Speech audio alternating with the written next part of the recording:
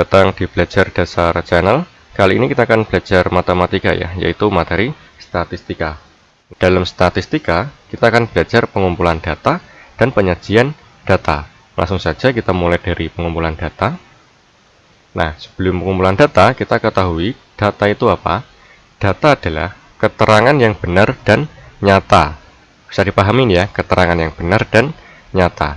Kemudian untuk pengumpulan data, itu bisa kita lakukan menggunakan dua cara. Yang pertama, pengumpulan data secara langsung, dan yang kedua, pengumpulan data menggunakan lembar isian.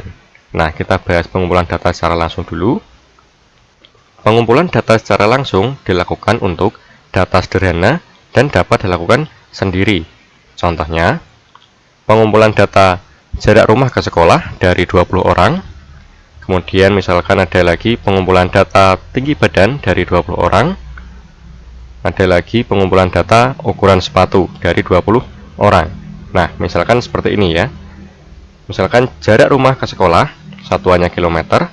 Kemudian datanya ini, ada yang 2 km, 3 km, 5, 8, 4, 1. Nah, ini berupa data, pengumpulan data secara langsung. Atau juga data berat badan siswa kelas 4, satuannya kilogram. Ada yang 25, 31, 28, dan lain sebagainya. Nah, bisa dipahami ini ya, pengumpulan data secara langsung. Kemudian, yang kedua, pengumpulan data menggunakan lembar isian. Pengumpulan data menggunakan lembar isian, yaitu dengan cara mengisi lembar isian, bertujuan untuk mempermudah kita dalam pengolahan data. Nah, contohnya, pemilihan ekstrakurikuler, ya. Kemudian, mata pelajaran favorit siswa kelas 4, kemudian lagi, hobi siswa kelas 4, dan masih banyak lagi yang lainnya. Nah, misalkan contohnya seperti ini, lembar isian pemilihan ekstrakurikuler. Nah, perhatikan, nama, ada pramuka, bisa di checklist nanti ya, atau dicentang. Nah, misalkan satu orang ini memilih apa, kemudian nanti datanya dikumpulkan. Nah, jika kalian sudah memahami tentang pengumpulan data, maka langkah selanjutnya yaitu yang kedua ya. Nah, ini, penyajian data.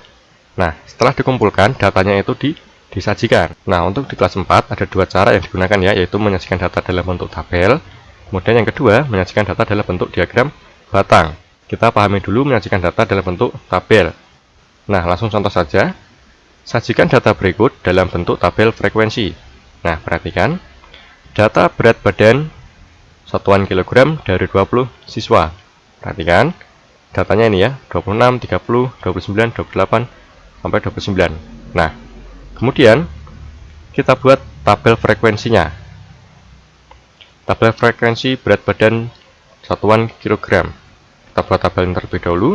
Di sini diisi berat badan, kemudian di sini turus, dan di sini frekuensi. Nah, turus ini adalah istilah ya untuk menggambarkan agar lebih mudah dalam membaca. Nah, dilambangkan atau disimbolkan dengan garis lurus atau garis miring. Kemudian frekuensi ini adalah jumlah. Nah, langkah selanjutnya, jika kita sudah membuat tabel, maka kita lihat datanya. Kita lihat data yang paling kecil, atau angka yang paling kecil ya, berat badan yang paling kecil, yaitu di sini ada 25 ya, 25, kemudian yang paling tinggi 30. Nah, jika kita sudah mengetahui data yang paling kecil dan paling tinggi, maka kita tinggal menuliskan di sini, yaitu mulai dari yang terkecil sampai tertinggi. Nah, kan 25, kemudian 26, 27, sampai 30 yang tertinggi. Nah, kemudian kita mulai menghitung. Nah, untuk 25, ini ada berapa orang ya? Kita mulai hitung, 1, turusnya 1 ya, atau garis lurus. Kemudian 2, turusnya juga 2, tambah lagi. Kemudian ada lagi 25. Oh, sudah tidak ada ya, berarti frekuensinya atau jumlahnya yaitu 2. Kemudian setelah 25 yaitu 26. Nah, 26 ada 1. Kemudian ada lagi ya 2, ini ada. Kemudian 3. Nah, ada 3 ya. Berarti jumlahnya atau frekuensinya 3. Kemudian yang 27 ini ya 1. Kemudian ada lagi, kalau tidak ada berarti hanya 1. Kemudian yang 28 ini ya 1. Dan 2,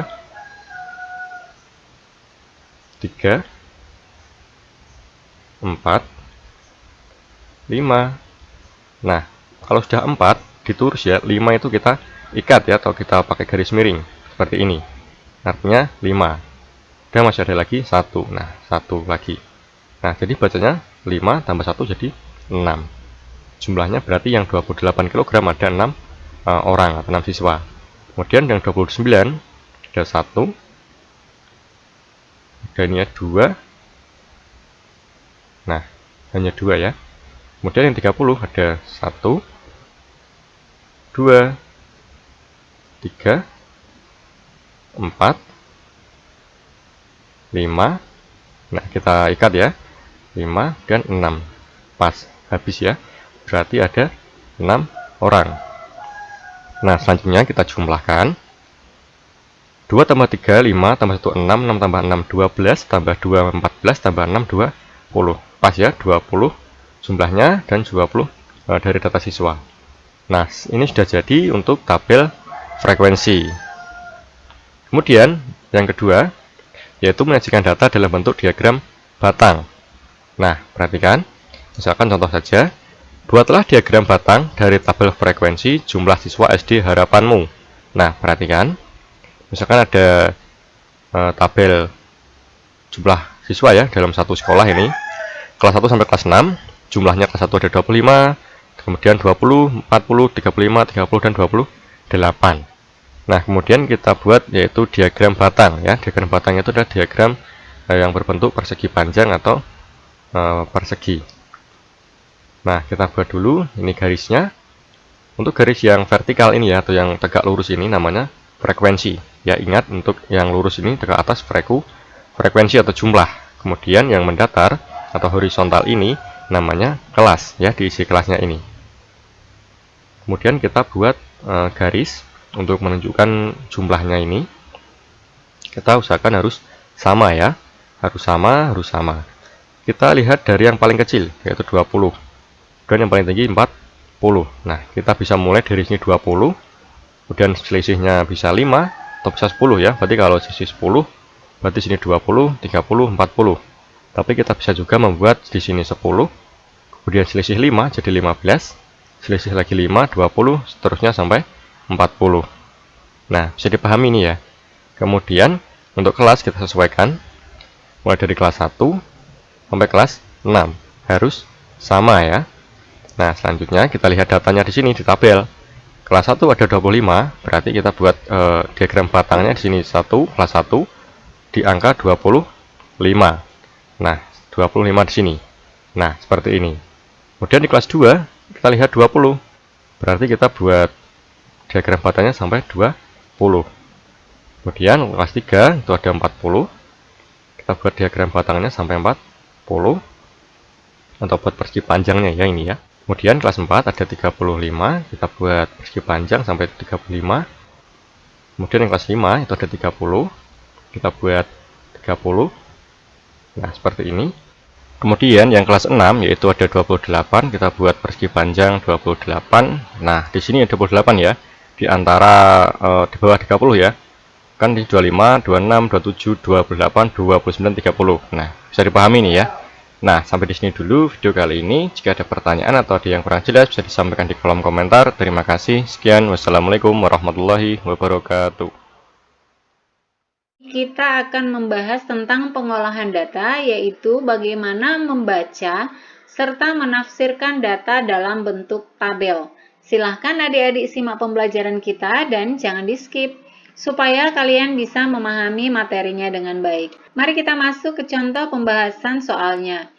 Perhatikan di sini sudah ada gambar sebuah tabel, dan tabel ini merupakan data pekerjaan orang tua siswa kelas 4. Tabel tersebut dibagi menjadi dua bagian. Untuk bagian sebelah kiri terdapat jenis pekerjaan orang tua. Kemudian untuk tabel sebelah kanan ini merupakan jumlah ataupun banyak siswa kelas 4 tersebut. Nah, di sini kita bisa perhatikan ada 5 jenis pekerjaan, yaitu pegawai negeri, pegawai swasta, pedagang, petani, dan wira swasta. Nah, berdasarkan tabel ini, kita akan membaca serta menafsirkan data-data yang ada. Kita juga akan menjawab beberapa pertanyaan ya yang sesuai dengan data tabel tersebut. Perhatikan, di sini sudah ada beberapa bentuk pertanyaan yang akan kita bahas. Kita akan menjawab pertanyaan pada tabel tersebut. Untuk bagian yang pertama, kita akan membaca tabel. Pertanyaannya, perhatikan, berapa banyak siswa yang orang tuanya bekerja sebagai pegawai negeri? Kita perhatikan pada tabelnya, di sini ada jenis pekerjaan. Kita cari yang pekerjaan orang tuanya sebagai pegawai negeri, ini terdapat pada baris pertama. Untuk pegawai negeri terdapat 4 siswa, maka jawabannya adalah banyak siswa yang orang tuanya bekerja sebagai pegawai negeri berjumlah 4 siswa. Nah, ini cara untuk membaca tabelnya. Kita masuk ke contoh pertanyaan selanjutnya. Berapa banyak siswa yang orang tuanya bekerja sebagai petani? Perhatikan untuk petani ini terdapat pada baris atau kolom keempat. Petani di sini berjumlah 11. Maka banyak siswa yang orang tuanya bekerja sebagai petani berjumlah 11 siswa. Pertanyaan berikutnya, jenis pekerjaan apa yang paling banyak dilakukan oleh orang tua siswa kelas 4? Nah, ini kita mencari pekerjaan yang paling banyak. Perhatikan angka pada jumlah siswa atau pada banyak siswa yang angkanya paling banyak atau yang menunjukkan angka tertinggi. Nah, yang menunjukkan angka tertinggi di sini adalah 13, yaitu pedagang. Maka jawabannya adalah jenis pekerjaan yang paling banyak adalah pedagang. Nah, inilah cara untuk membaca data dalam bentuk tabel tersebut. Sekarang kita akan masuk ke pembahasan berikutnya, yaitu cara menafsirkan data dalam bentuk tabel. Bentuk pertanyaannya adalah, berapa banyak siswa yang orang tuanya memiliki pekerjaan selain wira swasta? Perhatikan wira swasta ini terdapat pada kolom paling bawah ya. Wira swasta ada 6 siswa. Siswa yang orang tuanya bekerja sebagai wira swasta berjumlah 6. Nah, pertanyaannya kita akan menghitung pekerjaan orang tua selain dari wira swasta, maka yang kita hitung adalah siswa yang orang tuanya bekerja sebagai pegawai negeri, sebagai pegawai swasta, sebagai pedagang, dan sebagai petani. Ini kita jumlahkan banyak siswanya, maka pekerjaan selain wira swasta sebanyak 4, ditambah 5, ditambah 13, ditambah 11, maka hasilnya menjadi 33. Kita masuk ke pertanyaan yang berikutnya, pertanyaan yang kelima. Jenis pekerjaan apa yang paling sedikit? Perhatikan yang paling sedikit. Di sini yang paling sedikit berarti angkanya yang paling kecil. Perhatikan pada kolom banyak siswa atau jumlah siswa. Angka yang terkecil ditunjukkan oleh pegawai negeri ya. Berapa jumlahnya? Ada 4. Maka jawabannya adalah jenis pekerjaan yang paling sedikit adalah pegawai negeri. Jumlahnya 4 orang atau 4 siswa. Masuk ke pertanyaan ke-6. Berapa selisih banyak siswa yang orang tuanya bekerja sebagai petani dan pedagang? Perhatikan, siswa yang orang tuanya bekerja sebagai petani berjumlah 11 orang. Kemudian, siswa yang orang tuanya bekerja sebagai pedagang berjumlah 13 orang. Untuk pertanyaannya, berapa selisih? Karena pertanyaannya selisih, untuk selisih ini berarti kita kurangkan. Maka, selisih petani dan pedagang adalah kita kurangkan, yaitu 13 dikurang 11. Maka jumlahnya adalah 2 orang atau 2 siswa. Pertanyaan yang ketujuh, berapa jumlah siswa kelas 4 tersebut? Maka untuk menjawab jumlah siswa, Ini banyak siswa kita jumlahkan keseluruhannya. Pegawai negeri sebanyak 4 siswa, kemudian ditambah dengan pegawai swasta sebanyak 5 siswa, pedagang sebanyak 13 siswa, dan petani sebanyak 11 siswa, dan yang terakhir wira swasta sebanyak 6 siswa. Kita jumlahkan keseluruhannya sehingga menjadi 39. Nah, itulah tadi cara-cara untuk membaca data dalam bentuk tabel dan juga cara untuk menafsirkan data dalam bentuk tabel. Pada pertemuan hari ini, kita akan belajar membaca dan menafsirkan data dalam bentuk diagram batang. Silahkan disimak video berikut sampai selesai ya.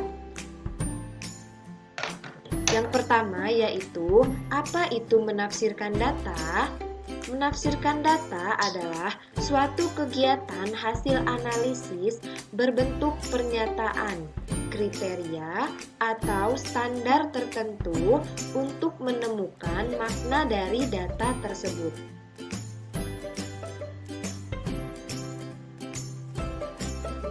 Membaca dan menafsirkan data dalam bentuk diagram batang. Coba anak-anak perhatikan diagram batang tersebut. Apa perbedaan membaca data dan menafsirkan data? Membaca data adalah menyebutkan informasi yang hanya tertulis pada diagram batang tersebut. Sedangkan menafsirkan data adalah menemukan informasi lain mengenai data yang tidak tertulis pada diagram batang. Contohnya adalah dalam membaca data, siswa kelas 1 adalah 20 orang. Coba anak-anak perhatikan diagram batang berikut. Lihat bahwa siswa kelas 1 adalah sebanyak 20 orang. Lalu jika menafsirkan data adalah data paling banyak, paling sedikit, terendah, selisih, jumlah, dan lain-lain. Misalnya pada data berikut, data yang paling banyak adalah siswa kelas 6, yaitu 35 orang. Yang diagram batangnya paling tinggi, yaitu yang paling banyak. Lalu yang paling sedikit, yang diagram batangnya yang paling pendek, yaitu yang siswa kelas 5, sebanyak 10 orang. Itu merupakan data terdikit atau yang paling sedikit. Nah, contohnya lagi anak-anak membaca data dalam bentuk diagram batang. Coba perhatikan diagram batang berikut ya anak-anak. Contohnya adalah seperti berikut. Banyak siswa kelas 1 adalah 40 orang. Nah, kita lihat siswa kelas 1 adalah 40 orang. Kita lihat diagram batangnya menuju ke angka 40. Selanjutnya yaitu banyak siswa kelas 3 dan kelas 5 sama, yaitu sebanyak 50 orang. Nah, siswa kelas 3 diagram batangnya terletak pada jumlah 50 sama dengan siswa kelas 5 yaitu 50, sehingga banyak siswa kelas 3 dan kelas 5 sama. Menafsirkan data dalam bentuk diagram batang. Nah, coba anak-anak perhatikan diagram batang berikut, sama seperti contoh sebelumnya ya anak-anak. Nah, dalam menafsirkan data, contohnya adalah siswa terbanyak adalah siswa kelas 2, yaitu sebanyak 65 orang. Nah, di sini terlihat bahwa diagram batang tertingginya yaitu terletak pada siswa kelas 2, yaitu 65 orang, siswa terbanyaknya. Lalu siswa paling sedikit, kita lihat di sini adalah yang paling pendek, diagram batangnya terletak pada kelas 4, yaitu sebanyak 30 orang. Sehingga siswa paling sedikit adalah siswa kelas 4, yaitu 30 orang. Selanjutnya, selisih jumlah siswa paling banyak dan paling sedikit adalah, nah yang dimaksud dengan selisih jumlah siswa paling banyak dan paling sedikit, kita hitung anak-anak. Siswa paling banyaknya adalah 65 orang, dikurang dengan siswa paling sedikit, yaitu 30 orang. Sehingga 65 orang dikurang 30 orang sama dengan 35 orang. Nah, selanjutnya lagi seperti jumlah seluruh siswa adalah itu sebanyak, kita hitung satu-satu ya anak-anak, kelas 1-nya sebanyak 40 orang, kelas 2-nya 65 orang, kelas 3-nya 50 orang, kelas 4-nya 30 orang, kelas 5-nya 50 orang, dan kelas 6 35 orang. Sehingga siswa kelas 1 40 orang ditambah dengan siswa kelas 2 65 orang, siswa kelas 3-nya 50 orang, siswa kelas 4 30, siswa kelas 5 50, siswa kelas 6 35. Sehingga hasilnya adalah 270 orang total dari seluruh siswa. Nah, ini yang dimaksud dengan menafsirkan data.